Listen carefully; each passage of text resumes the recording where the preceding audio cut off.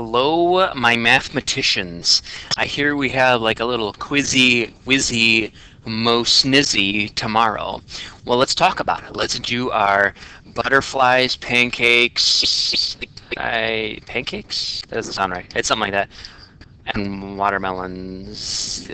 Wallpaper. Wallpaper. That's what it is. And I'm still going with pancakes. I don't remember what that is. But hey, let's move on. Okay, so a couple things we're going to do here is my original shape is PQRS, and here's my new shape, and I can tell by that little tick marks that this is my new shape. So I'm going to label. So my new shape, it looks like a rotation happened here. This shape rotated this direction.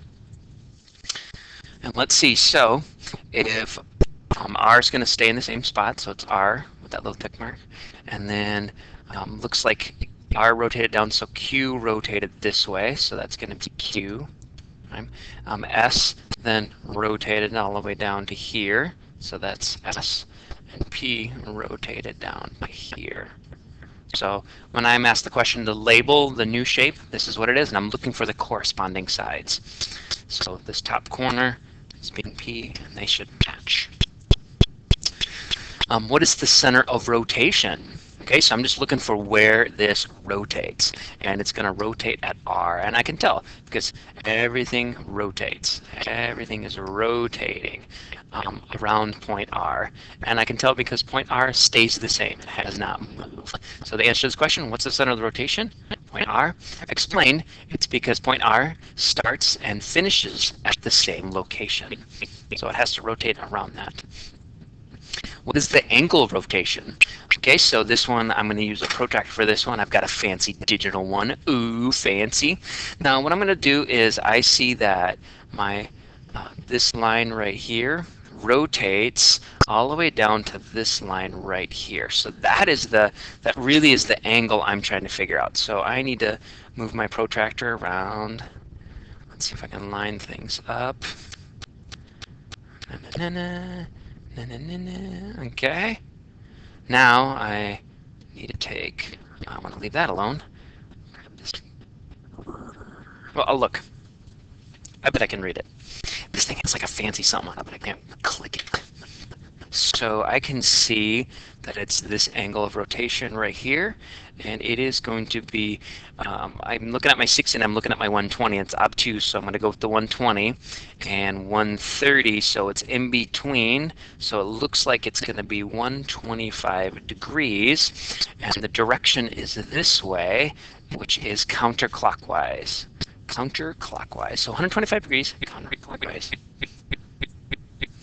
Reflect this rectangle over the line and label the image. So I have my pre-image, and I've got my line of reflection. This is not a line of symmetry. Remember, lines of symmetry go in the middle of the shape and create kind of like bisects it, divide into pieces. So this is a line of reflection. So N is going to stay in the same spot. Let me use a different color. N's going to stay inside. M is going to reflect over the line. So I'm going to think about it like the page is being folded.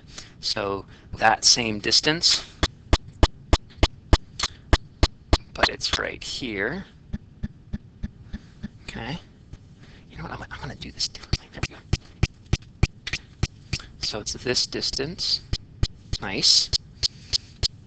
Add a green one over the top of it. And how you would do it, if you don't have like this cool digital thingy bob smartboard, you can use a ruler. Okay, so that's going to be M. That's my new shape, and this is N. Okay, I'm going to go get another piece here, so I need to extend this line a bit. Extending the line. Oh, there we go. That guy right here. Whoa. Yeah, this video would have been shorter if I would have had all these taken care of. Didn't. Here we go. All right, so I'm going to go ahead and I've got my M and I've got my N. Now let's go ahead and deal with the L.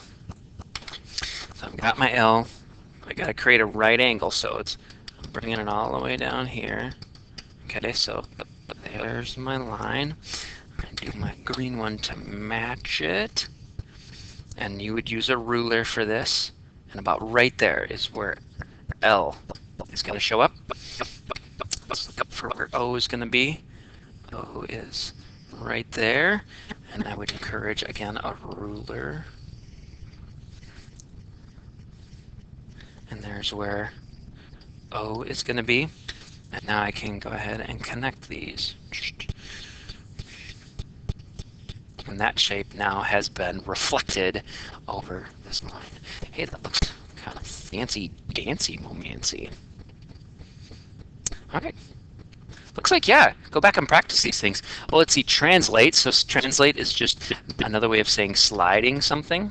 So we're going to slide it along, and it says, so that point S, so this guy here, matches with point X. Okay, so let's move everything over there. So R is going to slide over there. So S is 1, 2, 3, 4, 5, 6, 7.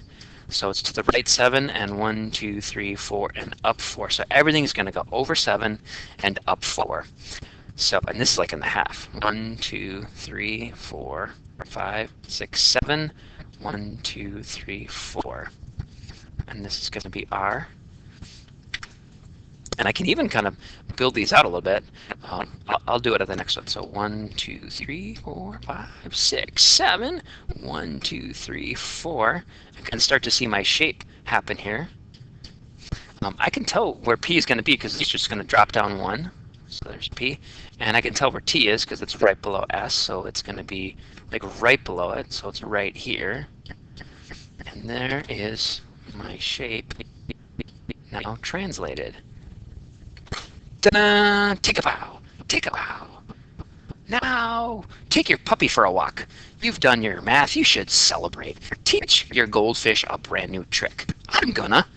In fact, I wonder if I could teach him to go fetch me some cottage cheese.